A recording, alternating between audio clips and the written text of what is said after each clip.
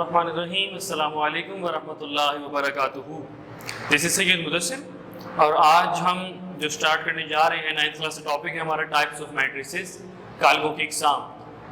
कालिब क्या होती है, मैट्रिक्स क्या होती है, इसके बारे में इंट्रोडक्शन में आपको प्रीवियस लेक्चर्स में दे चुका हूँ बेटे। तो आज हम इंशाल्लाह डिस्कस करेंगे मैट्रिसेस की टाइप्स के बारे में, जो कि इंपॉर्टेंट भी है। इसमें से एक आधा शॉर्ट क्वेश्चन आपको पूछा जा सकता है एग्जाम्स में, तो कोशिश करेंगे जो चीज़ समझाऊंगा उसको आप स्टेप बाय स्टेप फॉलो कीजिएगा, क्योंकि जो चीज़ हम पढ़ेंगे एक्सरसाइज नंबर 1.2 में आपसे वो चीज़ पूछी जाएगी और आप उसके बारे में बताएंगे। तो आइए हम स्टार्ट करते हैं टाइप्स ऑफ मैट्रिसेस के बारे में। सबसे पहले हमारे पास होती है जी row matrix. Number 1 is that row matrix, जिसे आप उर्दू में कहते हैं कितारी कालम। अब रो मैट्रिक्स अपने नाम से शो कर रही है, रो मैट्रिक्स अपने नाम से शो कर रही है रो, मतलब कि एक ऐसी मैट्रिक्स जिसमें सिर्फ और सिर्फ एक ही रो होगी, that will be called as row matrix. ठीक है, मैं लिख देता हूं 1 and 2। आप देख सकते हैं कि इसमें सिर्फ और सिर्फ एक ही रो है, ये एक रो पर मुश्तमिल है। तो ऐसी मैट्रिक्स जिसमें एक ही रो होगी उसको हम कहेंगे रो मैट्रिक्स। सिमिलरली नेक्स्ट हमारे पास है G column matrix.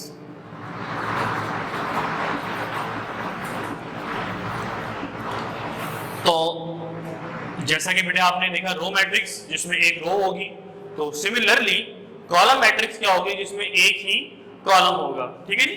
For example मैं लिखता हूँ B is equals to 1, 2 and 3। देखिए जी, इसमें एक रो थी, 1 रो, तो इस वजह से ये मैट्रिक्स है रो मैट्रिक्स, और इसमें है 1 कॉलम और इसी वजह से ये मैट्रिक्स कहला रही है कॉलम मैट्रिक्स। ठीक है जी। नेक्स्ट मूव करते हैं। नेक्स्ट हमारे पास है जी स्क्वायर मैट्रिक्स। अच्छा, स्क्वायर जो होती है तकरीबन शेप, आप अक्सर औकात मैथमेटिक्स में उसके बारे में पढ़ते भी होते हैं कि स्क्वायर शेप क्या होती है। ये शेप ऐसी होती है जिसमें चारों साइड्स, चारों अजला आपस में इक्वल होते हैं। ठीक है जी।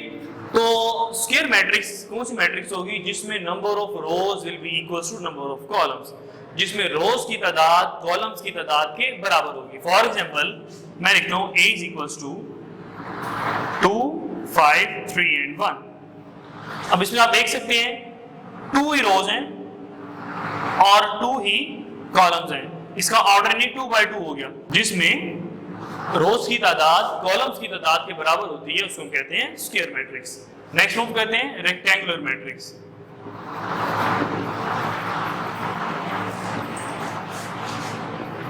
तो रेक्टेंगुलर मैट्रिक्स क्या होती है जी? रेक्टेंगुलर मैट्रिक्स एक ऐसी मैट्रिक्स जिसमें रोज की तादाद कॉलम्स की तादाद के बराबर नहीं होती है। फॉर एग्जांपल अगर आपके पास 2 रोज हैं तो 1 कॉलम होगी, 1 रो है तो 2 कॉलम्स होंगे, या 3 रोज होंगी तो 2 कॉलम्स होंगे। हम इसी एग्जांपल ले लेते हैं।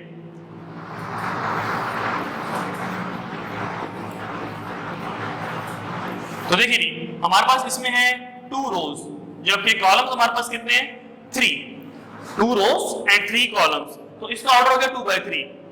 Number of rows are not equals to number of column, therefore we will say this matrix as rectangular matrix. हम इस मैट्रिक्स को रेक्टेंगुलर मैट्रिक्स कहेंगे। नेक्स्ट मूव करते हैं। नेक्स्ट हमारे पास है नल और जीरो मैट्रिक्स। ये चीज तो आपको पता होगी कि मैथमेटिक्स में जब भी हमारे पास नल का लफ्ज यूज होता है उसका मतलब होता है खाली। जब भी मैथमेटिक्स में हमारे पास नल का लफ्ज यूज होता है उसका मतलब होता है खाली। तो नल मैट्रिक्स या जीरो मैट्रिक्स, अब इसका मतलब ये नहीं कि खाली मैट्रिक्स होगी इसमें कोई एलिमेंट नहीं होगा, ऐसा बिल्कुल बात नहीं है। देखिए जी, जिसमें हमारे पास सारे एलिमेंट्स जीरो होंगे उसको हम क्या कहेंगे नल या फिर जीरो मैट्रिक्स। ठीक है जी। जीरो एक एलिमेंट है, जीरो एक नंबर है। ठीक है जी। अब देखिए आगे हम बात करते हैं जी कि अक्सर बच्चे सवाल करते हैं कि सर ये तो 2 by 2 की है तो उसको हम स्क्वायर मैट्रिक्स भी कह सकते हैं। जी बिल्कुल, इसको स्क्वायर मैट्रिक्स भी कह सकते हैं, मगर आपने देखना है कि उसके अंदर एलिमेंट्स क्या हैं। अगर इसमें से एक एलिमेंट भी चेंज हो गया 1 हो जाता तो ये बन जाती थी हमारे पास स्क्वायर मैट्रिक्स। समझ लगी होगी बात की आपको। ठीक है। और अगर तो हमारे पास ओवरऑल सारे के सारे एलिमेंट्स जीरो हैं तो इस मैट्रिक्स को हम क्या कहेंगे नल या फिर जीरो मैट्रिक्स। नेक्स्ट देखिए जी, नेक्स्ट हमारे पास है ट्रांसपोज ऑफ मैट्रिक्स, जो कि इंपॉर्टेंट चीज भी है। हम इसको बार बार यूज करेंगे अपने क्वेश्चंस में भी, एक्सरसाइज में भी यूज करेंगे इंशाल्लाह। तो इसको जरा आपने अच्छे तरीके से समझ लेना है।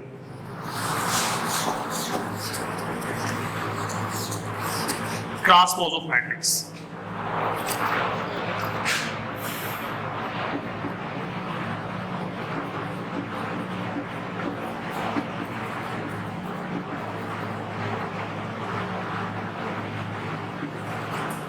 तो ट्रांसपोज हम किस तरीके से लेते हैं, पहले तो ये समझ लीजिए, फिर मैं आपको क्वेश्चन सॉल्व करके दिखा दूंगा ताकि आपकी जो कंफ्यूजन है वो दूर हो जाएगी, ठीक है। तो ट्रांसपोज में हम क्या करते होते हैं, फॉर एग्जांपल हमारे पास एक मैट्रिक्स दी हुई है ए,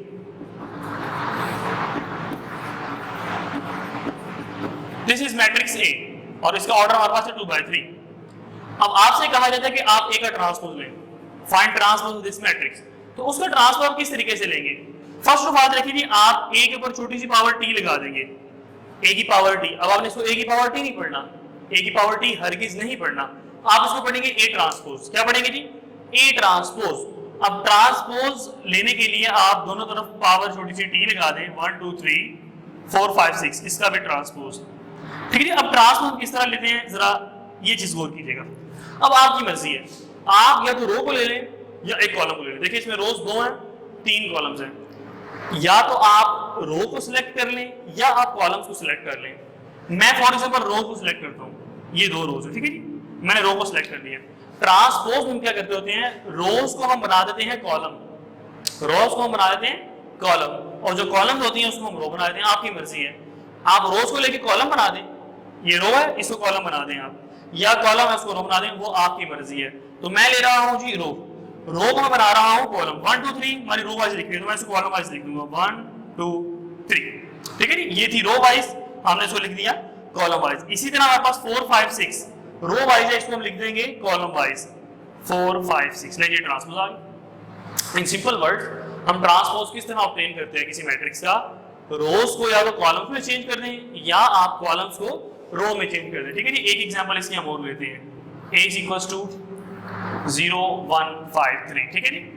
अब फिर से मैं ए का ट्रांसपोज लेता हूं, तो ए का ट्रांसपोज लेने के लिए आप या तो रोज को सिलेक्ट कर लें या कॉलम्स को सिलेक्ट कर लें, वो आपकी मर्जी है। तो देखिए 0 1 इसको हम बना देते हैं कॉलम, 0 1 5 3 इसको हम बना देते हैं कॉलम। तो लीजिए ये आपका आंसर आ गया जी। ट्रांसपोज हम इस तरीके से फाइंड करते हैं। तो नेक्स्ट पे मूव करते हैं हम, नेक्स्ट है हमारे पास नेगेटिव ऑफ मैट्रिक्स। मैट्रिक्स का नेगेटिव किस तरीके से लेते हैं, ये नहायत आसान है ये भी, तो इसको आपने सही तरीके से समझ लेना है।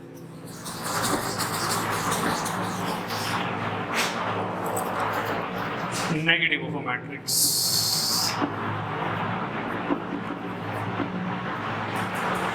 फॉर एग्जांपल जी हमारे पास मैट्रिक्स दी हुई है A 2 0 5 -1। अब आपसे ये कहा जा रहा है कि आप इस मैट्रिक्स का नेगेटिव फाइंड करें। तो मैट्रिक्स का नेगेटिव फाइंड करने के लिए सबसे पहले तो आपको जो नंबर दिया जा रहा है, अल्फाबेट दिया जा रहा है, ए मैट्रिक्स है तो ये बन जाएगी -8, नेगेटिव हो गया उसका। उसके साथ साथ आपने उसके नंबर्स के भी साइन चेंज करने हैं, जो वैल्यू प्लस में होगी उसको माइनस में कन्वर्ट कर देंगे और जो माइनस में होगी उसको हम प्लस में कन्वर्ट कर देंगे। ये बात आपको मालूम है कि जीरो के साथ कोई साइन नहीं, तो जीरो एक न्यूट्रल वैल्यू है, ठीक है। जीरो के साथ ना ही आपने प्लस लगाना है ना ही माइनस लगाना है। अगर तो आपसे कहा भी जा रहा है नेगेटिव मालूम करें, तो जीरो है उसको आप एज इट इज लिख देंगे। तो देखिए जी 2 प्लस में ये हो जाएगा -2, 0 -5, 1 माइनस था ये हो गया प्लस में। So this is the negative of matrix. उसके बाद मूव करें सिमेट्रिक मैट्रिक्स की तरफ।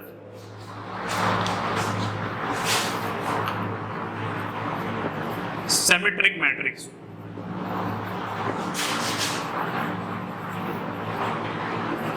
अब सिमेट्रिक मैट्रिक्स क्या होती है? सिमेट्रिक मैट्रिक्स एक ऐसी मैट्रिक्स होती है जिसमें आप ट्रांसपोज लें और वो चीज वैसी की वैसी आ जाए। फॉर एग्जांपल एक मैट्रिक्स हमें दी हुई है, आप उस मैट्रिक्स का ट्रांसपोज लें और ट्रांसपोज लेने के बाद जब हमें वो मैट्रिक्स अगेन ऑब्टेन हो जाएगी उसको हम कहेंगे सिमेट्रिक मैट्रिक्स। फॉर एग्जांपल हमारे पास एक मैट्रिक्स A है 1 2 2 1, ठीक है जी। अब आपसे कहा जा रहा है इसका ट्रांसपोज लें, मैं इसका ट्रांसपोज लेता हूं, 1 2 है, इसको आप इस तरीके से लिख दीजिए कॉलम वाइज, 1 2 को इस तरह लिख दिया और इस 2 1 को हम इस तरह लिख देते हैं। तो देखिए क्या रिजल्ट आया, अगेन वो मैट्रिक्स आ गई 1 2 2 1, उसका आंसर हमारे पास अगेन आ गया 1 2 2 1। तो इस तरह की मैट्रिक्स को हम कहते होते हैं सिमेट्रिक मैट्रिक्स, मुतशाकिल कालिब, हूबहू वैसी ही आ जाए, हम उसका ट्रांसपोज लें, ट्रांसपोज लेने के बाद जब वो मैट्रिक्स हमारे पास अगेन वैसे ही ऑब्टेन हो जाए उसको हम कहते होते हैं सिमेट्रिक मैट्रिक्स। नेक्स्ट हम मूव करते हैं, वो है स्क्यू सिमेट्रिक।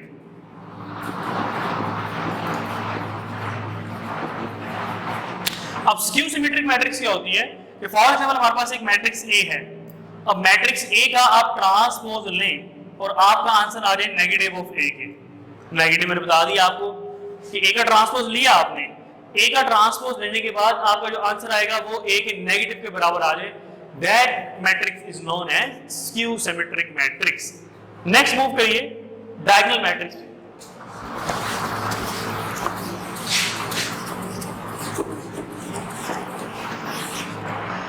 डायगोनल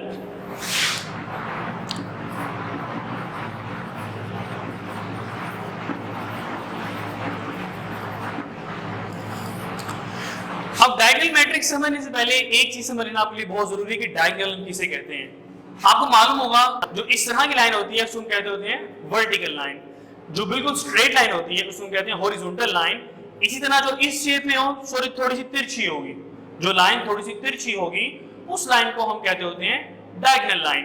तो अब डायगोनल मैट्रिक्स क्या होती है जरा इसको समझ लीजिए। अब डायगोनल मैट्रिक्स क्या होती है मैं आपको लिख के समझाता हूं। ये भी बेसिकली एक स्क्वायर मैट्रिक्स ही होती है।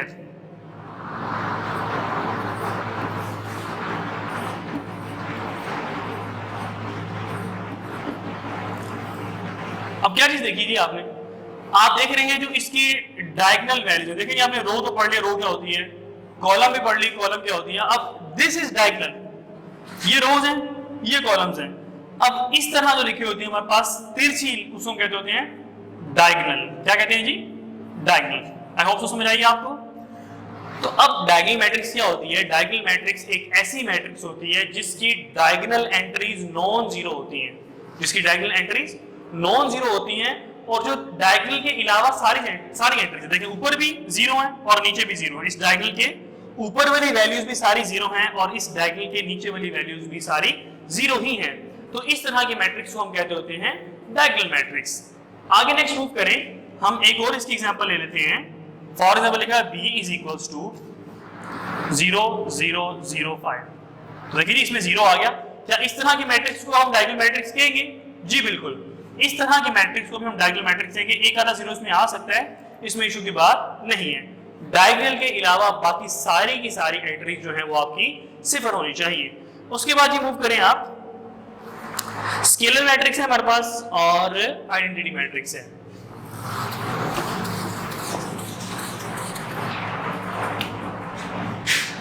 Scalar matrix,